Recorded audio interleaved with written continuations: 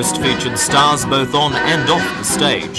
Jane Scarley displayed her talents up front of local band Jab, and later former Deputy Lord Mayor Don Geddes took the microphone and challenged local media personalities to say a few words, which they did, Art Ryan in particular throwing out a few verbal barbs. The redoubtable and rotund David Sayers of 2NC was, as usual, quite keen to have his say. His roasting of friends in the media had the audience in fits of laughter. Proceeds from the night will go to the Smith family, which will use the money to buy much-needed food and clothing for the needy of the area.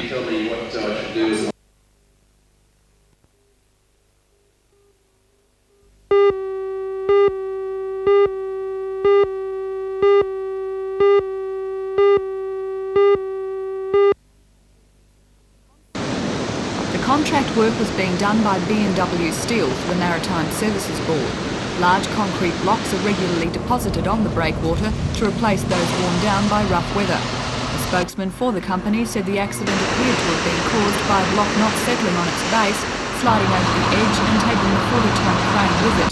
The operator escaped unharmed.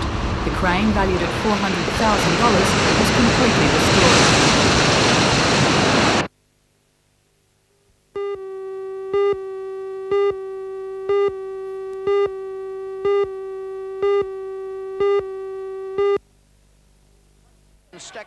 Most fans Australia-wide will have the Melbourne side as firm favourites, but maybe that's unfounded, as there is no doubt the Falcons can beat the Spectres.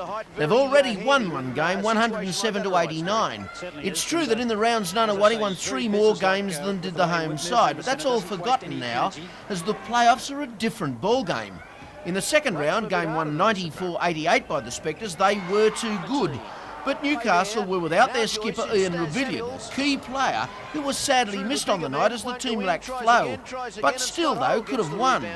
It's true that the Falcons fell into a hole that took some getting out of. From what I'm told, they're now back on track and can get by Nunawading. The Spectres are though a tough nut, as they are well skilled by Brian Barnes and defend stoutly. Dave Ankeny has proved to be a cool customer though and an excellent coach. Should Ian Davies and Mike Johnson hit a streak on the one night, the Falcons can beat any team in the nation, that is clear. Almost in, but not quite, and Joyce flicked it away.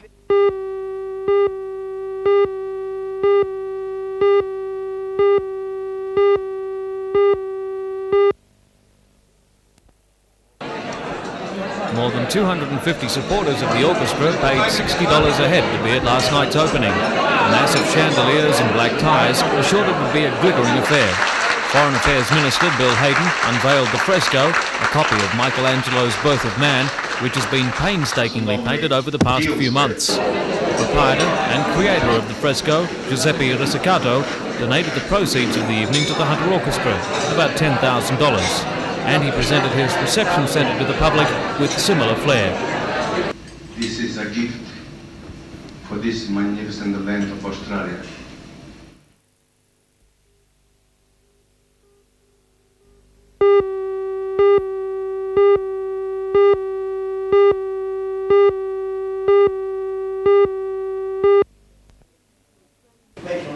The Australian Historical Association Conference is dealing with the topic urbanisation and industrialisation.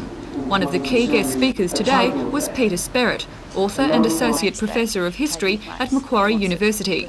He believes Newcastle is a living museum. I just think it's got probably the most fantastic collection of buildings, different sorts of architecture generally, of any Australian city, and it's better preserved than any other Australian city. Do you think, like a museum, the buildings are just for show, or do you think they have uses? Oh, they've certainly got uses. I mean, most of these buildings are still being used here. Most of them are being lived in, and they should continue to be lived in. But Newcastle's also been a leader in some reuse of old buildings, a sort of work that Kurt Picardi's done, which on the whole I think is a great idea, and, say, turning Cohen's Warehouse into a car park. They're superb late 19th century buildings, and they ought to be retained. And it doesn't necessarily matter if they have new uses.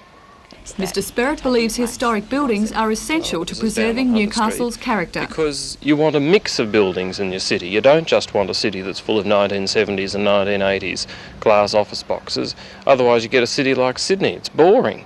Like the Gold Coast, boring.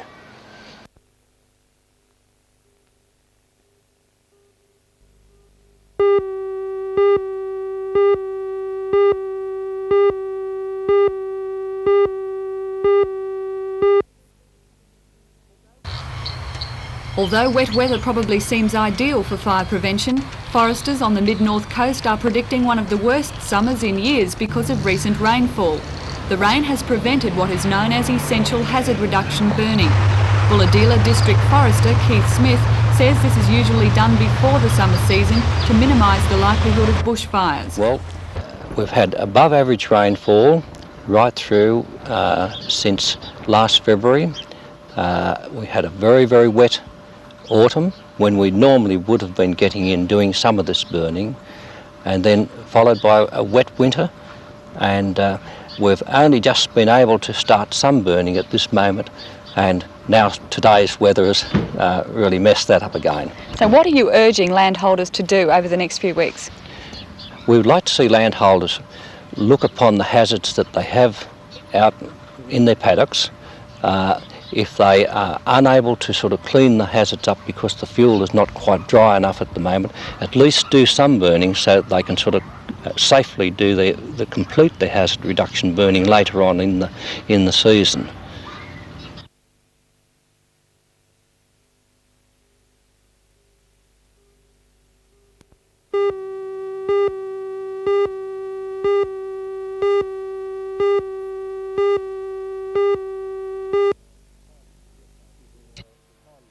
She's in a highly distressed state at the moment. She's in the paediatric section of the Mater Hospital. The little girl was with her 8-year-old sister when she was approached by the man. Police this afternoon assembled the clothes the child was wearing at the time. We have a description of the offender supplied by the two young girls, the 6-year-old and her 8-year-old sister. Police were alerted late this morning when the little girl appealed to nearby road workers for help. It was to this area that the blonde-haired 6-year-old little girl was brought this morning by the man who assaulted her. Police have described the man as being between 17 and 19 years, of short-cut brown hair, 177 centimetres tall, of medium build, olive complexion and with a long nose. He's possibly wearing an earring in one ear and wearing a black nylon jacket, brown jeans and boots. He's carrying a blue nylon knapsack bag.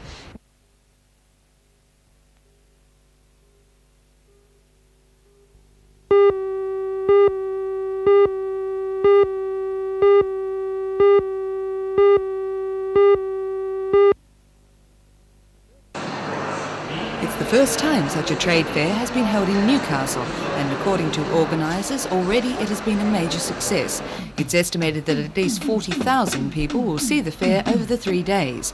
The fair has been organised to appeal to all walks of life, with completely diverse displays, from leisure, travel, beauty and fitness to everything the home handyman and decorator would want to see. Because of the success of the fair, organisers say they have already booked for next year, and it may become an annual event.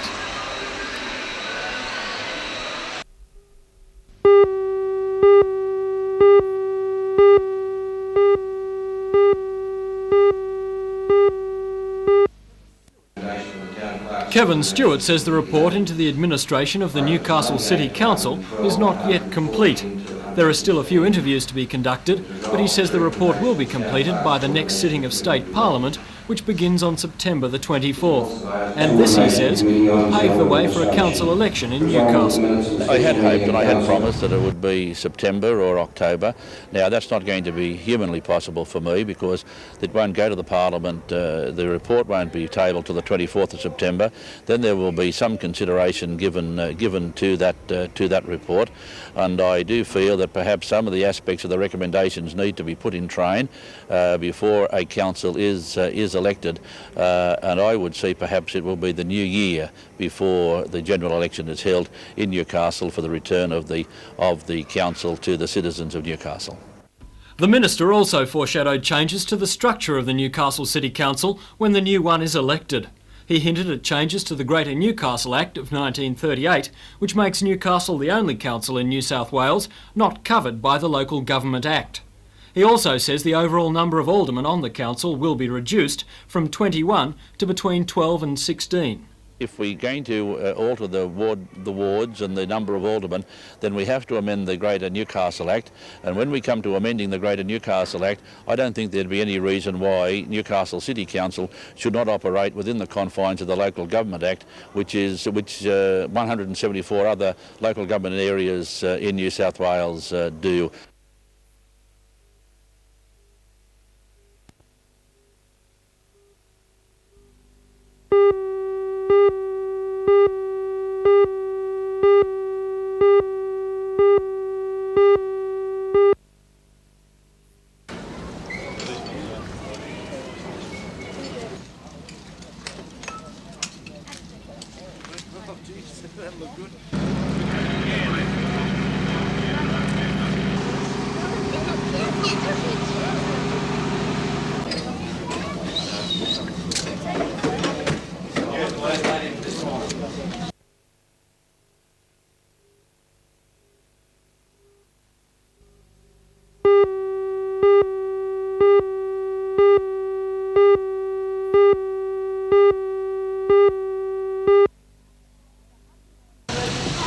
For the hundreds who flocked to the Matara festivities, fun and entertainment was the order of the day.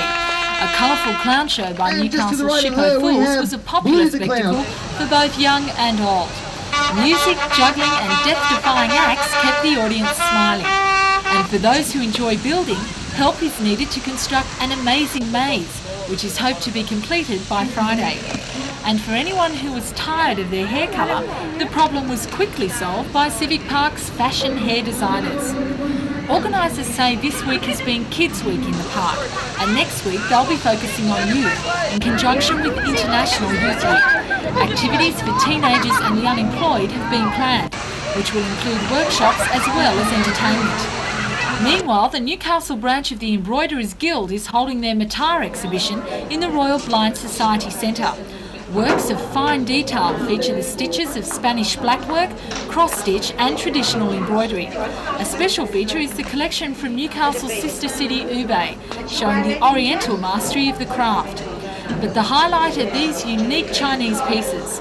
All the designs have been handmade using fine silk threads to create these colourful art pieces. The exhibition will be open every day this week between the hours of 10 and 5.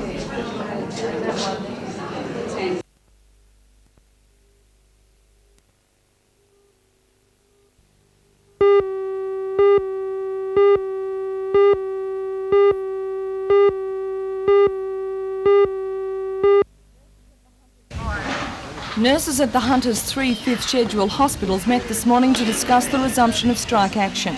At first it was thought that the strike would only last 24 hours, and on the strength of that, the nurses at the Hunter Hospital decided to stay at work. Stockton and Morisset nurses, however, decided to follow their union recommendation to go on strike. A flying squad of nurses are on hand at Morisset Hospital in case of emergencies, and the nurses decided to leave the skeleton staff on duty at Stockton. Morisset has once again had a number of volunteers from the Salvation Army and Avondale College, as well as from the community. Manager of Morisset Hospital, Tony Ryan, says the hospital is coping at present, but if the strike is prolonged, there may be problems. Volunteers are coming in trickles. Avondale College again are supporting us quite well, and also the Salvation Army have allocated themselves 2 wards and are staffing those wards. Now there's a possibility that the strike may go on following today's rally. How do you think you'll cope then? If it does go on, I think that we'll have to get on the media and TV and ask for volunteers. At the moment each ward is adequately covered, but people can't spend the whole day here, and each couple of hours when they have changes there's a shortage, and we are looking for people.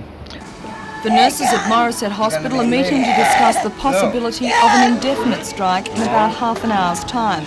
Nurses at Stockton and Hunter hospitals will meet tomorrow morning.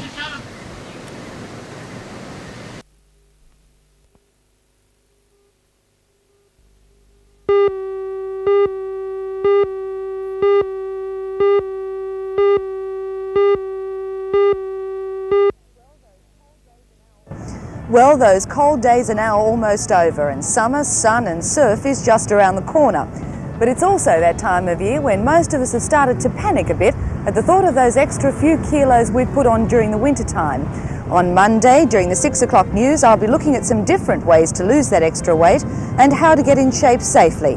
I'll also be talking about the dangers of crash diets and the problems of trying to do too much too quickly. Join me next week for that special report on NBN News at 6.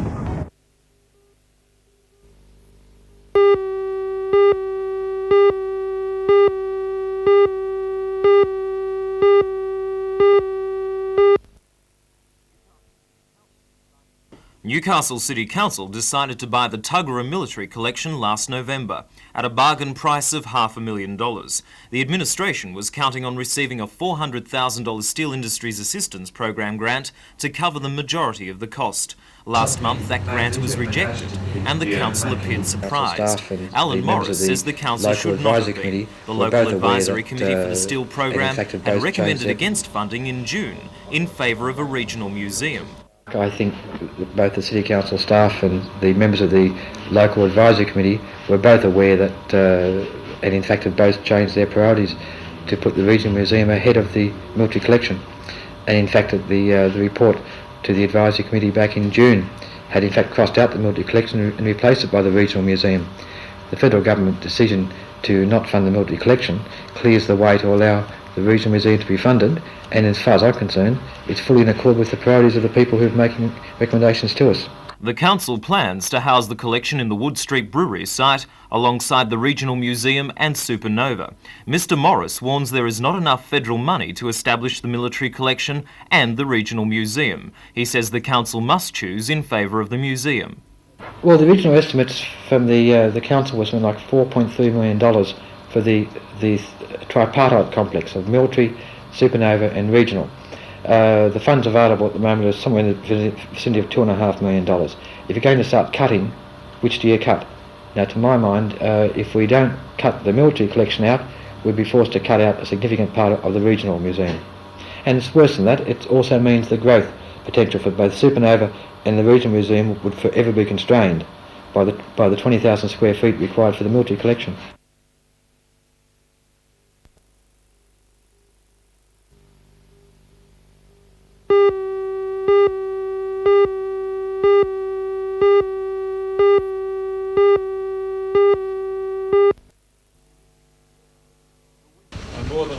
The winners of the Matara Poetry Prize were announced in the headquarters of the sponsor, the Hunter District Water Board. Water Board Chairman Alan McLaughlin said that in the opinion of all concerned, the entries were of the highest standard seen in the competition's 5-year history. 6,000 poems were entered from all over the nation, confirming the Matara Prize is the most important of its kind in Australia. The winner was Diane Fay, who wrote Poem of Thanksgiving on my father's recovery from illness while she was living in London. She used her $2,000 first prize to fly back to Australia. The judges were top Australian poets Les Murray and Chris Wallace-Crabb and Newcastle University lecturer Paul Kavanagh. They split the $1,500 second prize between Barrier Reef poet Mark O'Connor and Newcastle-born Julian Croft. Julian, who is now a lecturer at the University of New England, was on hand to receive his prize. The under-13 section winner was Nathan New and the under-18s winner was Sarah Keegan.